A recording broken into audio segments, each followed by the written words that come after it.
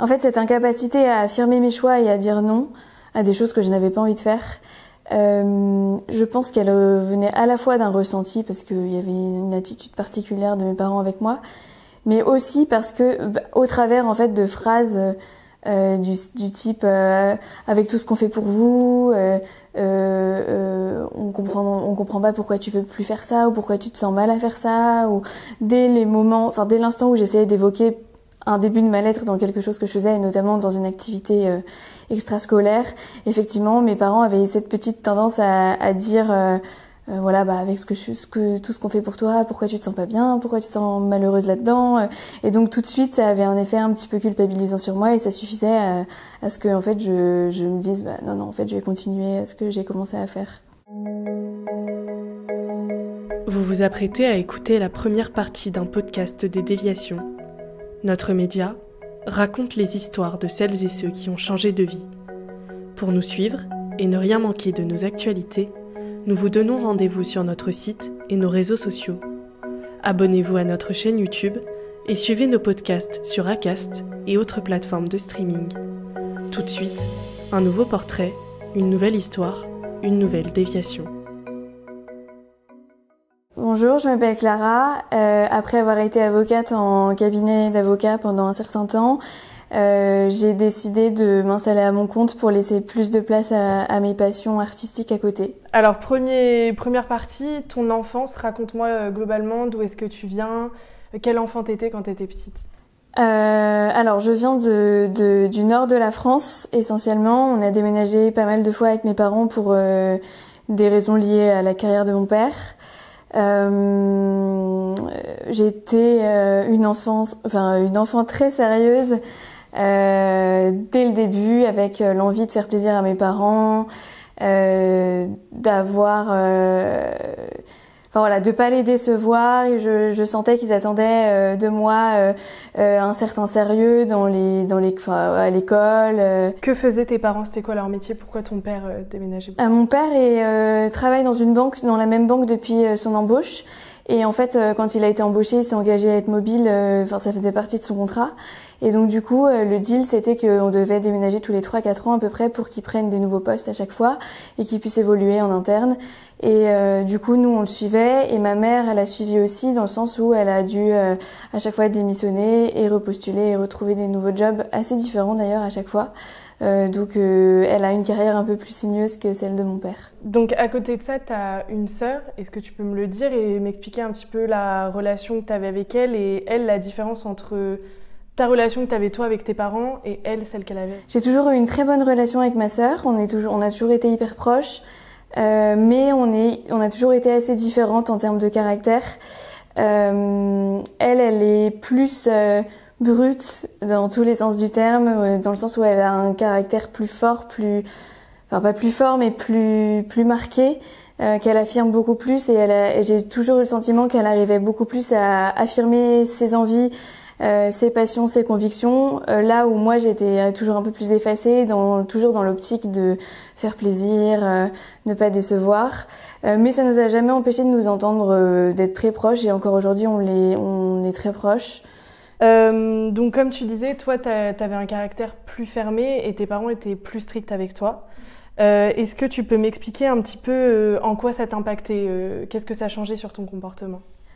Je pense que du coup j'avais moins de facilité à affirmer mes choix, dans la mesure où je ressentais une sorte d'attente permanente de docilité, de sérieux, et je pense que voyant justement une différence de traitement avec ma sœur, mais même je pense qu'elle n'était pas consciente de leur part, j'arrivais, c'était un peu comme un état de fait, et j'avais pas forcément dans l'idée que c'était possible de changer et de faire autrement en fait. Et je pense que aussi mon caractère qui m'a toujours poussée en fait à être un peu docile, sérieuse, à suivre ce qu'on attendait de moi, ou en tout cas ce que je pensais qu'on attendait de moi, en fait ça a fait que je me suis pas plus affirmée que ça en fait. Est-ce que tu peux me formuler peut-être un peu plus clairement que concrètement t'arrivais pas du tout à leur dire non et que tu leur disais toujours oui? À chaque étape de mon avancée dans la scolarité et ensuite dans mes études, effectivement, je me suis jamais sentie de leur dire non, et même dans le choix de la poursuite ou non de mes loisirs, j'arrivais pas à leur dire que je ne voulais plus continuer, ou voilà, de manière générale, effectivement, il était compliqué pour moi de dire non ou d'affirmer mes envies. C'est-à-dire que tes parents te demandaient de faire beaucoup de choses, tu suivais un modèle, mais en contrepartie, ils te montraient pas vraiment de reconnaissance. En fait, cette incapacité à affirmer mes choix et à dire non à des choses que je n'avais pas envie de faire, je pense qu'elle venait à la fois d'un ressenti, parce qu'il y avait une attitude particulière de mes parents avec moi, mais aussi parce que, au travers en fait de phrases du type avec tout ce qu'on fait pour vous, on comprend pas pourquoi tu veux plus faire ça, ou pourquoi tu te sens mal à faire ça, ou dès l'instant où j'essayais d'évoquer un début de mal-être dans quelque chose que je faisais, et notamment dans une activité extrascolaire, effectivement, mes parents avaient cette petite tendance à dire voilà, avec tout ce qu'on fait pour toi, pourquoi tu te sens pas bien, pourquoi tu te sens malheureuse là-dedans, et donc tout de suite ça avait un effet un petit peu culpabilisant sur moi, et ça suffisait à ce que en fait je me dise non, en fait je vais continuer à ce que j'ai commencé à faire. Donc parmi les activités extrascolaires, ils t'ont notamment imposé de jouer d'un instrument de musique. Est-ce que tu peux m'en parler ? Oui, alors à la base, je me souviens plus trop de comment ça s'est fait au départ, parce que j'étais vraiment très jeune, j'avais 5-6 ans je crois. 5-6 ans. Et donc je pense qu'il y avait une vraie volonté de ma part, avec toute la volonté qu'on peut avoir à cet âge-là, de commencer un instrument. L'instrument, en l'occurrence la clarinette, je l'ai choisi. Mais c'est vrai qu'à un moment, ça devenait assez pressurisant en termes de temps, en termes d'investissement, d'énergie par semaine. Et donc en fait, c'est plus dans la poursuite que je me suis sentie forcée donc de l'activité, plus que dans le fait à la base de choisir de faire de la musique. Je pense que si j'avais pu m'écouter, j'aurais arrêté peut-être au bout de 1 ou 2 ans ou 3 ans. Mais après, le rythme conservatoire, hyper classique, hyper soutenu, là, j'avais pas forcément envie de continuer, mais c'est là que j'ai senti leurs attentes et que j'ai pas osé leur dire plus tôt que je voulais arrêter, en fait. Et justement, une chose que tu m'avais expliqué, c'était que ton père vivait un peu son rêve à travers toi, parce que lui aurait aimé faire beaucoup de batterie, l'instrument.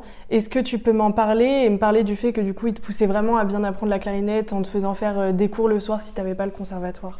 Effectivement, j'ai ressenti l'investissement alors je l'ai pas tout de suite analysé comme ça, mais j'ai ressenti l'investissement de mon père à travers ma pratique de la clarinette, parce qu'il m'a accompagnée les premières années à tous mes cours d'instruments. Il m'a fait répéter tous les soirs mes morceaux, et effectivement au moment du choix de l'instrument, j'ai senti une petite envie de sa part que je choisisse la batterie, puisqu'on avait la possibilité d'aller tester tous les instruments, et au moment de la batterie, j'ai senti une petite pression. Bon, j'ai pas choisi ça, mais du coup effectivement je pense que mon père a vécu un petit peu son envie, son rêve de faire de la musique à travers moi, dans le sens où il s'est surinvesti effectivement dans les répétitions, dans sa présence à mes cours. J'étais 3 soirs par semaine au conservatoire, et tous les autres soirs où j'y étais pas, je répétais 1 heure, 1 heure et demie tous les soirs, et même aussi les week-ends. C'était assez prenant. Alors que toi, ta passion à l'origine, c'est plutôt le théâtre, le cinéma, etc. Est-ce que tu peux me parler de ça? Déjà, d'où est-ce que ça devient? Pourquoi? Où est-ce que tu as commencé à apprécier le théâtre? Ça devient tout. Le théâtre, je sais pas si je suis capable de dire exactement d'où vient cette passion et pourquoi c'est quelque chose qui a toujours vibré, mais c'est quelque chose que j'ai identifié assez tôt, notamment en regardant des films ou en regardant des making-of. Notamment, je sais que quand j'étais petite, j'adorais regarder ça, et je sentais que ça vibrait particulièrement en moi. Et ensuite j'ai eu l'opportunité d'en faire un petit peu à l'école, mais via l'école en fait, pas du tout en tant qu'activité extrascolaire. Et là j'ai senti que ça me plaisait vraiment, et ensuite plus tard après j'ai pu en faire. Mais je pense que l'idée de pouvoir incarner le rôle de quelqu'un d'autre, pouvoir endosser, avoir une autre vie, pouvoir exprimer des choses que je pouvais pas exprimer en temps normal, je pense que tout ça, ça me séduisait assez déjà quand j'étais plus jeune. Et pour autant, c'est une passion où au départ, t'as pas vraiment osé en parler à tes parents. Est-ce que tu peux m'expliquer pourquoi ? Je pense qu'à la base, je me suis même pas posé la question de savoir si je pouvais parler du théâtre à mes parents. Tout simplement parce que en fait, j'avais bien conscience que je n'avais pas le temps et que moi-même, j'avais, je pense, pas du tout envie de me rajouter des choses. Que l'option mettre de côté la musique pour faire du théâtre, en fait, elle m'est même pas venue en tête. Tellement je sentais que c'était hyper important pour eux que je continue le conservatoire. Et donc après, je me suis dit, en fait, je pense que je me suis dit, je me souviens plus très bien comment je réfléchissais à l'époque, mais je pense que je me suis dit, je ne sais même pas où caler cette activité. Donc en fait, ça restait un peu un rêve enfoui quelque part. Donc au moment de la terminale, tu leur as présenté une orientation en lien avec le théâtre. Est-ce que tu peux m'expliquer leur réaction, ce qu'ils t'ont dit? Lors du choix donc des études post-bac, moi j'avais préparé un petit peu mon coup, j'avais effectivement sélectionné des écoles, des parcours d'études dans le cinéma et ou théâtre. Et donc j'ai proposé tout un tas de brochures et de plaquettes à mes parents. Et en fait, j'ai rapidement compris, ils l'ont dit assez clairement d'ailleurs, que en fait c'était pas une option et que ils m'ont dit si tu veux vraiment laisser de la place au théâtre et au cinéma, tu pourras éventuellement l'envisager en étant en fait une activité extra-scolaire. Mais à aucun moment, en fait, ils m'ont dit il faut que tu fasses quelque chose de sérieux, qui tienne la route, qui te donne des débouchés. Cette notion de débouchés était hyper importante pour eux.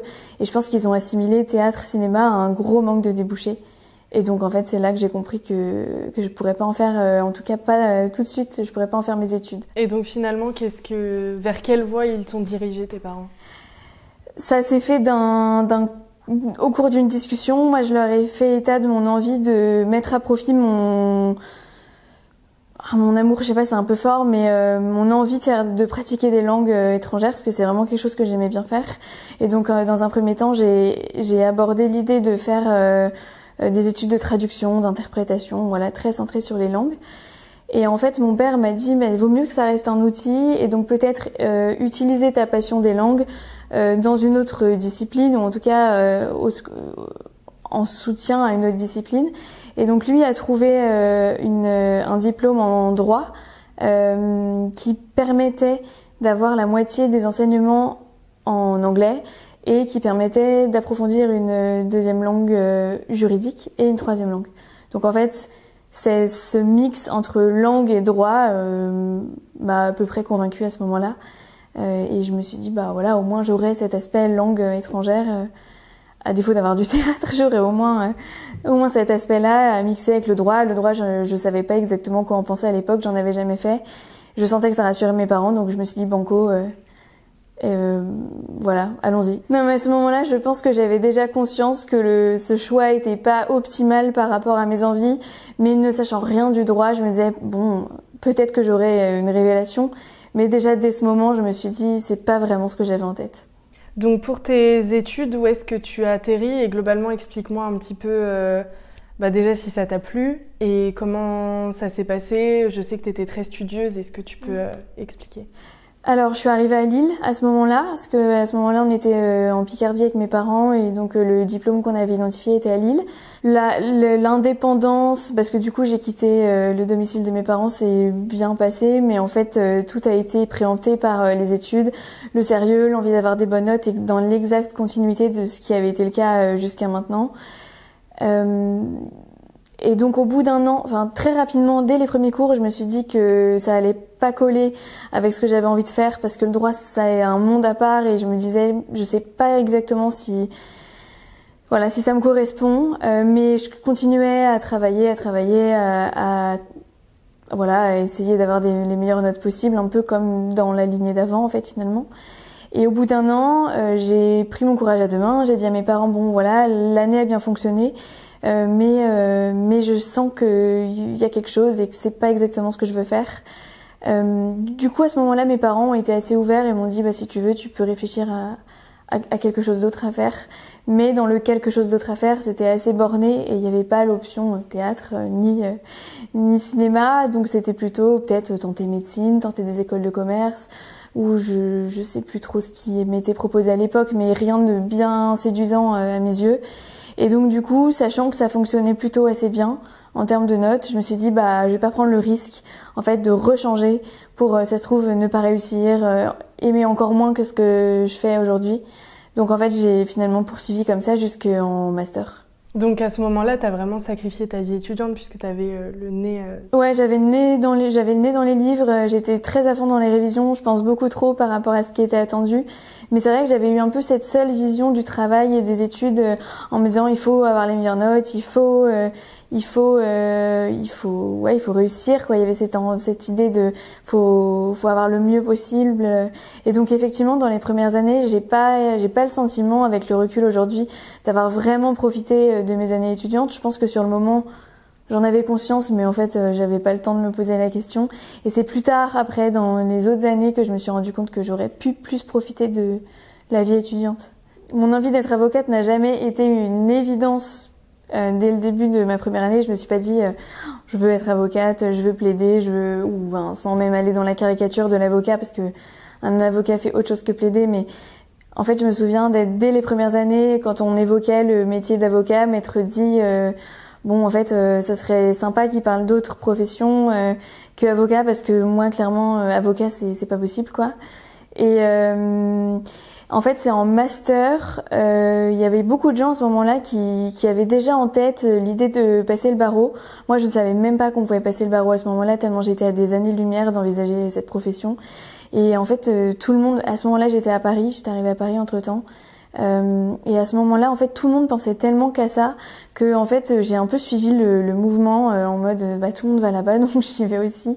Et du coup, je me suis inscrite au concours, j'ai fait une prépa pour le passer, je l'ai eu et ça s'est bien passé comme avant, enfin comme ça avait toujours été le cas et donc ça s'est bien passé.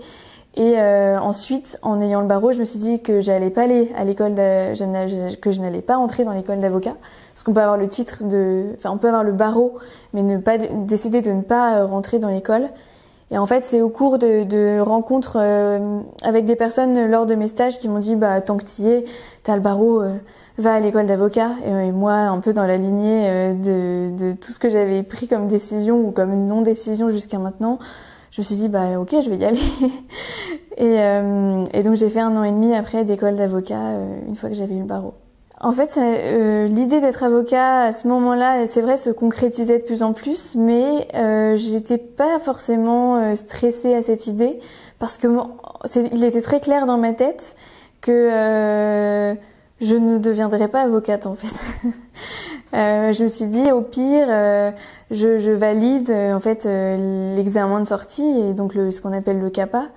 Et je me suis dit une fois que j'aurai ce CAPA, si je veux un jour devenir avocat, je sais que je peux, mais à la sortie c'est bon, je vais enfin concrétiser mon envie de faire du théâtre. Là c'est bon, je me suis dit je vais le faire. Et t'avais pas peur en faisant ces études, parce que c'est quand même des études très longues, de entre guillemets perdre ton temps et te dire attends, je perds toutes ces années alors que depuis tellement de temps j'aurais pu commencer mes études de théâtre? Si, alors oui, ça, la peur de perdre mon temps, effectivement, ça a été toujours assez présent. Mais en fait, j'avais tellement l'impression de pas avoir le choix j'avais tellement pas l'impression d'avoir d'autres options, en fait, que j'avais conscience que potentiellement ça me faisait, entre guillemets, perdre du temps. Même si après, j'étais entourée de gens qui me disaient le droit, ça mène à tout, tu pourras toujours l'utiliser comme une boîte à outils. J'avais un peu de mal à imaginer comment j'allais l'utiliser dans le théâtre, mais du coup, oui, j'en avais conscience, mais j'avais tellement l'impression que j'avais pas d'autre choix que, en fait, finalement, je l'avais en tête, mais j'en faisais pas grand-chose. Donc, comme tu l'as dit, tu arrives à l'école d'avocat et c'est là que tu rencontres un collègue qui va te faire avoir un déclic de « j'ai le droit d'avoir un peu plus de liberté ». Et de me lâcher un peu plus. C'est ce que tu nous avais raconté? Oui, c'est plus précisément lors de la préparation de l'examen du barreau. J'étais en coloc à ce moment-là avec un pote qui avait une manière de travailler beaucoup plus efficace, pragmatique, je sais pas trop comment le qualifier, mais qui en tout cas m'a montré qu'effectivement on pouvait très bien préparer un concours et très bien travailler et avoir de très bons résultats tout en ayant une vie beaucoup plus équilibrée. Et à son contact, effectivement, j'ai beaucoup appris là-dessus. Et du coup, ouais, j'ai mis une dose beaucoup plus équilibrée. En tout cas, j'ai eu une vie beaucoup plus équilibrée à ce moment-là entre sortie, vie étudiante et travail. Et d'ailleurs, je pense aujourd'hui que si j'avais poursuivi dans mon rythme effréné que j'avais avant, je suis même pas sûre que j'aurais eu le barreau en fait. Je pense que c'est cet équilibre qui que j'ai commencé à mettre dans ma vie qui m'a permis justement de réussir sur la durée, parce que c'est un examen qui dure sur plusieurs mois quand même. Et je pense que du coup, c'est cet équilibre qui m'a permis de durer et de l'avoir, en fait, tout simplement, cet examen. Et est-ce que c'est grâce à cet équilibre que tu as trouvé où t'as tenté et tu as commencé, parce que c'est quand tu étais dans l'école d'avocat que tu as commencé à prendre des cours de théâtre, à rentrer dans une asso. Est-ce que c'est cet équilibre-là qui t'a permis ça? Et explique-moi, bien sûr, ce que je viens de dire, c'est-à-dire que tu as commencé à laisser un peu plus de théâtre dans ta vie. Effectivement, à partir de l'année où j'ai préparé le barreau et que je me suis rendu compte que en ayant plus d'équilibre, en fait, on pouvait réussir tout autant et peut-être même mieux. J'ai gardé cette même philosophie une fois que j'étais à l'école d'avocat. Et c'est à ce moment-là que j'ai pris connaissance d'une association d'élèves avocats qui organisait des pièces de théâtre, qui montait des projets de A à Z impliquant des recherches de salles, de sponsors, d'associations à qui reverser les fonds et de mise en scène. Enfin voilà, c'était très complet. Et en fait, quand j'ai eu connaissance de cet asso et justement avec cette envie de plus d'équilibre dans ma vie et de profiter pleinement cette fois-ci de mes études, en tout cas de mes dernières années d'études et de liberté avant de commencer un job.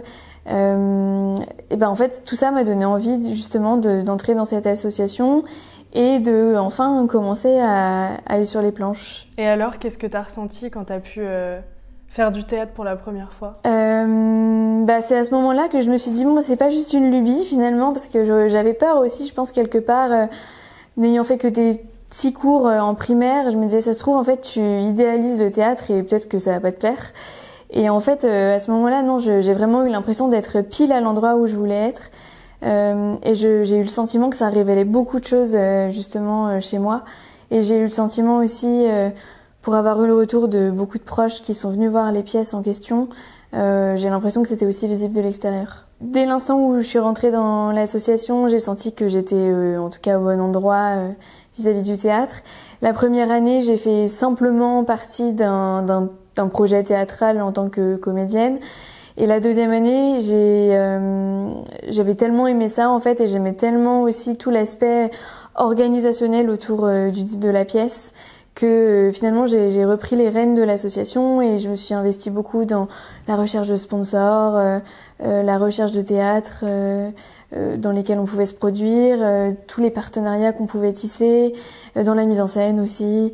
Donc ça a été un projet vraiment global et dans lequel je me suis investie complètement à fond et qui me plaisait vraiment énormément au-delà juste du fait de jouer en fait. Et le fait de t'être rendu compte que c'était du coup pas une lubie comme tu viens de le dire, plus le fait que t'avais pas du tout envie d'être avocat, est-ce que c'est ça qui t'a donné envie d'aller tenter de frapper aux portes des écoles? Après avoir eu le CAPA, donc une fois ce CAPA en poche et après m'être rendu compte que effectivement je me sentais vraiment bien sur des planches de théâtre et de manière générale dans l'organisation d'une pièce, je me suis dit là t'as suffisamment de signes qui te montrent quand même que peut-être que tu peux tenter l'aventure théâtrale à plein temps et du coup en passant par un nouveau parcours d'études mais dans le théâtre cette fois, et donc du coup j'ai décidé de tenter ma chance en passant des auditions d'entrée à des écoles de théâtre, et donc après avoir appris mon petit texte comme demandé pour les auditions, je me présente devant les portes des écoles et en fait là je me trouve incapable de les franchir en fait. Sachant que ce projet de me présenter en fait aux auditions d'entrée des écoles de théâtre, j'en avais parlé à quasiment personne à ce moment-là. Et donc j'y suis allée vraiment sans le dire à personne. Mais à ce moment-là, j'ai eu le sentiment que toutes les phrases que j'avais pu entendre au gré de mon enfance et jusqu'au jour où je me suis présentée, en fait, j'ai eu le sentiment qu'elles revenaient à ce moment-là dans ma tête. Et j'ai pas pu y aller, j'ai pas pu rentrer. Et je n'y vais jamais et je fais volte-face et je retourne à mes offres de job de juriste et d'avocat. Vous venez d'écouter la première partie d'un podcast réalisé par Myriam Amossé et Chloé Robert. N'hésitez pas à commenter, nous écrire et partager si ce podcast vous a plu.